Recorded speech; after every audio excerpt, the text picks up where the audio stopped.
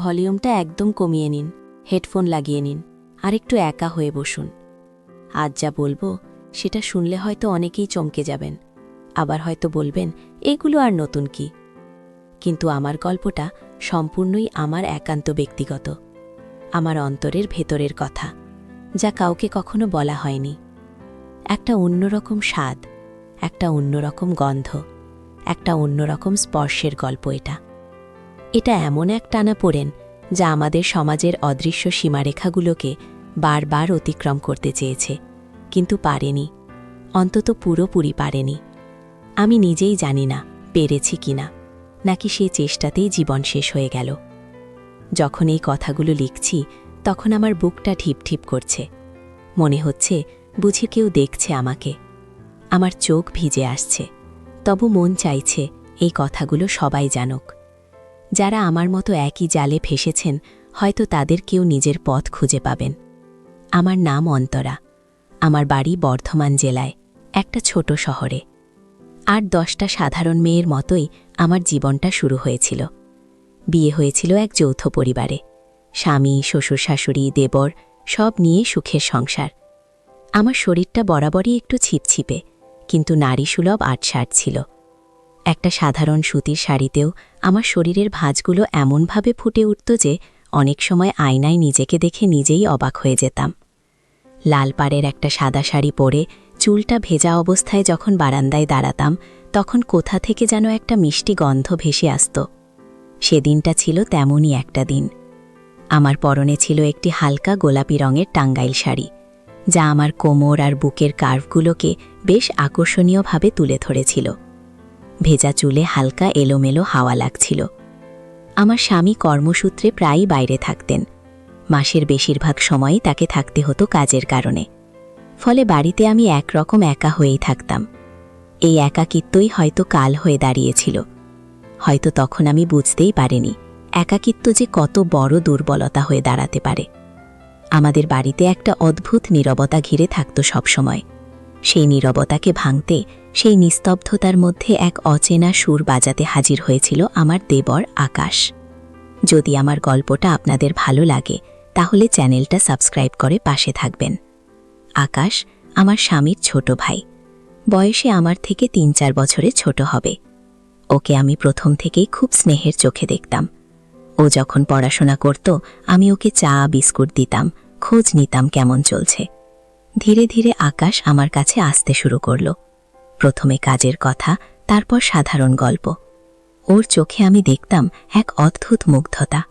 আমি যখন রান্নাঘরে কাজ করতাম ওর চোখ তখন ঘুরে বেড়াতো আমার আনাগোনায়। যখন আমি কলতলায় বাসন মাজতাম ওর অলস চাহনি আমাকে অনুসরণ করত। আমি প্রথমে ভাবতাম ছেলে মানুষ, হয়তো কৌতূহল। কিন্তু ধীরে ধীরে সেই কৌতূহলটা যেন একটা অন্য রূপ নিতে শুরু করল। কোনো ছুতোয় কাছে আসা, দীর্ঘক্ষণ ধরে কথা বলা, আমার হাত ধরে কিছু একটা জিজ্ঞাসা করা, আর অজান্তেই আমার হাতের আঙুলে হালকা স্পর্শ রাখা। সেই স্পর্শগুলো প্রথমে সাধারণ লাগলেও পরে বুকের ভেতরটা কেমন যেন করে দিত, এক অদ্ভুত শিহরণ জাগাত। আমার স্বামীর অনুপস্থিতি আর আকাশের এই বাড়ন্ত মনোযোগ আমার ভেতরের এক ঘুমিয়ে থাকা নারীকে যেন জাগিয়ে তুলছিল। আমার শরীর মন দুটোই ওর দিকে টান অনুভব করতে শুরু করল। প্রথম আমি নিজেকে বোঝাতাম, ছি অন্তরা, এ কি ভাবছিস, ও তোর দেবরের মতো, ভাইয়ের মতো। কিন্তু মন কি আর সবসময় যুক্তির কথা শোনে? একবার আমার জ্বর হয়েছিল। স্বামী বাড়িতে ছিলেন না, শাশুড়ি মাও গ্রামের বাড়িতে গিয়েছিলেন। আকাশ সেদিন আমাকে দেখতে এলো, আমার কপালে হাত দিয়ে জ্বর দেখল। ওর হাতের সেই স্পর্শে আমার শরীর যেন কেঁপে উঠেছিল। ওর চোখে ছিল গভীর মমতা, তার সাথে মিশেছিল এক অন্যরকম আগুন। সেদিন রাতের বেলা আমি ঘুমিয়েছিলাম, কিন্তু ঘুমটা ছিল অস্থির। ভোর রাতে হঠাৎ ঘুম ভাঙতেই দেখি আকাশ আমার ঘরে। ও আমার কপালে ঠান্ডা জলপট্টি দিচ্ছিল। আমি ওর দিকে তাকাতেই ও একটু চমকে উঠল। তারপর বলল, ভাবি, আপনার জ্বর খুব বেশি, তাই দেখতে এসেছিলাম। ওর চোখে আমি সেদিন নিজের জন্য যে আবেগ দেখেছিলাম সেটা কেবল সহানুভূতি ছিল না, ছিল তার থেকেও অনেক বেশি কিছু। আমার ভেতরে এক দ্বিধা, এক ভয় আর এক অদ্ভুত উত্তেজনা দানা বাঁধতে শুরু করল। এরপর থেকে আমরা আরো কাছাকাছি আসতে শুরু করি। দুপুরের ভাত ঘুমের সময়, রাতের খাওয়ার পর বা ছাদে কাপড় শুকাতে গিয়ে কোনো না কোনো ছুতোয় আমরা একা হতাম। ওর কথাগুলো আমার কানে মিষ্টি সুরের মতো বাজত। ও আমাকে খুব প্রশংসা করত, বলতো, ভাবি, আপনাকে শাড়িতে কি দারুণ লাগে। আপনার হাতের রান্না, আপনার হাসি, সব কিছুতেই যেন জাদু আছে। এই প্রশংসাগুলো আমার কানে মধু ঢেলে দিত। আমার স্বামী হয়তো এত মনোযোগ দিতেন না। আমাদের শারীরিক নৈকট্য ধীরে ধীরে বাড়তে থাকে। কখনো গল্প করতে করতে আমার কাঁধে ওর হাত, কখনো রান্নাঘরে কাজ করতে গিয়ে ওর হালকা স্পর্শ, কখনো বা অন্ধকারে ওর শরীর ছুঁয়ে যাওয়া। প্রতিটি স্পর্শেই এক অব্যক্ত ভাষা ছিল, যা আমাদের দুজনের ভেতরেই তোলপাড় সৃষ্টি করত। মনে হতো এ যেন এক নিষিদ্ধ ফল, যার স্বাদ নিতে মন আকুল। আমরা দুজনেই জানতাম এটা ভুল, সমাজের চোখে এটা এক মহা অপরাধ। কিন্তু সেই নিষেধের দেয়াল যেন আমাদের আকর্ষণকে আরও বাড়িয়ে দিচ্ছিল। আমি ওর চোখের দিকে তাকাতে পারতাম না বেশিক্ষণ। তাকালেই আমার ভেতরের গোপন আকাঙ্ক্ষাগুলো যেন স্পষ্ট হয়ে উঠত। এক রাতে ঝড় বৃষ্টি হচ্ছিল খুব, লোডশেডিং, পুরো বাড়ি অন্ধকারে ডুবেছিল। আমার স্বামীও ছিলেন না। আমি খুব ভয় পাচ্ছিলাম। আকাশ এসে আমার ঘরের দরজায় টোকা দিল। আমি দরজা খুলতেই ও ঘরে এলো। হাতে ছিল একটা মোমবাতি। ও বলল, ভাবি, আপনি ভয় পেয়েছেন? আমি মাথা নেড়ে হ্যাঁ বললাম। ও আমার পাশে বসল। মোমবাতির টিমটিমে আলোয় ওর মুখটা কেমন মায়াবী দেখাচ্ছিল। ও আমার হাতটা ধরল, তারপর আমার দিকে তাকিয়ে বলল, আমি থাকতে আপনার কোনো ভয় নেই।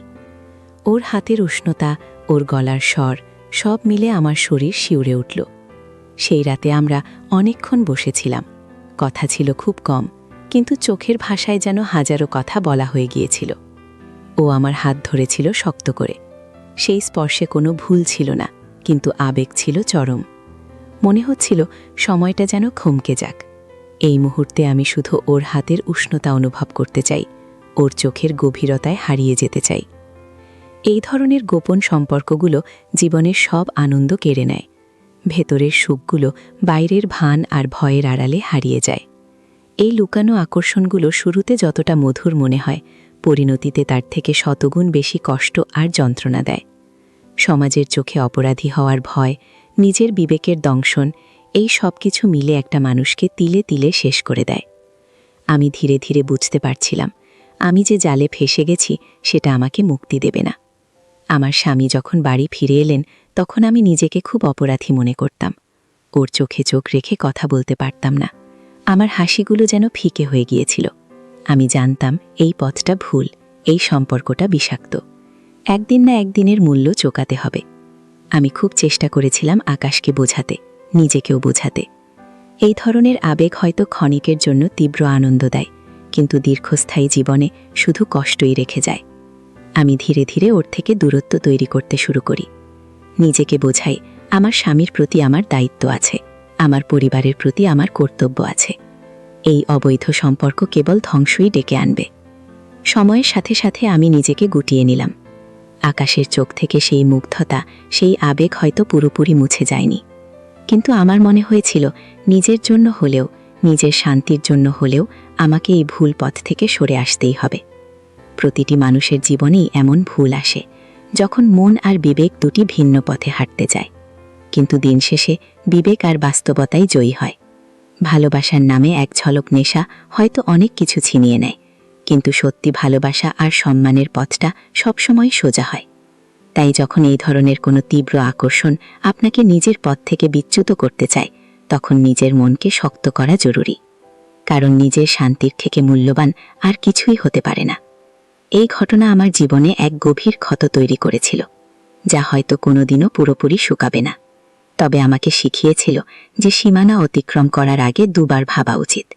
কারণ কিছু সীমারেখা সামাজিক শান্তি আর স্থিতিশীলতার জন্য খুব জরুরি।